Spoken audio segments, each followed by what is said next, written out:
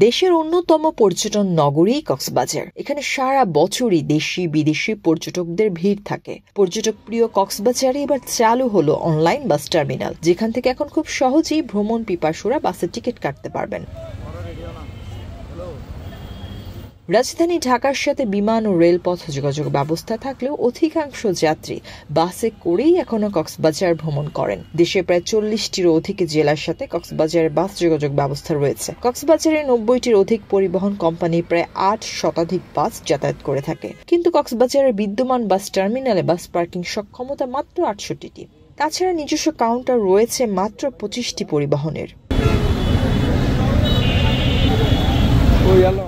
Traffic বিভাগ, জেলা police Cox's Bazar পর্যটন নগরীতে বাস পরিবহন সংশ্লিষ্ট সমস্যাগুলো চিহ্নিত করে প্রযুক্তির ব্যবহারের মাধ্যমে বিজ্ঞানসম্মত উপায়ে সমাধান করার লক্ষ্যে একটি ডিজিটাল বাস ব্যবস্থাপনার উদ্যোগ গ্রহণ করেছে। এই আধুনিক ডিজিটাল উদ্যোগের নাম অনলাইন বাস টার্মিনাল।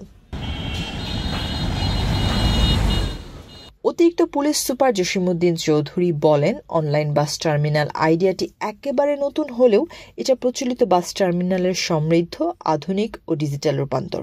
ট্রাফিক বিভাগ, জেলা পুলিশের উদ্যোগে নেওয়া অনলাইন বাস টার্মিনাল মাধ্যমে একজন ট্যুরিস্ট কক্সবাজারে সে সহজেই টিকিট করতে পারবে একটি বাসের, এবং সেই তার নির্ধারিত বাসটা কোন জায়গা থেকে ছাড়বে এবং সেই বাসের গাইডের নাম্বার থেকে শুরু করে বিস্তারিত সে তথ্য পাবে, এবং হোটেলে বসে সেই তার বাসের অবস্থানটা জানতে পারবে, এবং বাসটা যদি কোনো ছাড়তে বিলম্ব হয় সে তথ্যও জানতে পারবে। আইডিয়া বাস্তবায়নের মাধ্যমে ইতোমধ্যে সে কাজ শুরু করেছে ট্রাফিক বিভাগ, জেলা police Cox's Bazar. Online bus terminal মডেলের মাধ্যমে পরিবহন চালকদের তদারকি ও মালিকদের জবাবদিহিতা নিশ্চিত করে যাত্রী সেবার মান উন্নয়ন, নিরাপত্তা জোরদার ও সুষ্ঠু ট্রাফিক ব্যবস্থাপনা নিশ্চিত করা সম্ভব। অনলাইন বাস টার্মিনাল একই সাথে পর্যটন নগরী কক্সবাজারে পরিবহন খাতে শৃঙ্খলা রক্ষা ও যানজট নিরসনেও ইতিবাচক ভূমিকা পালন করবেন বলে আশা করা যায়।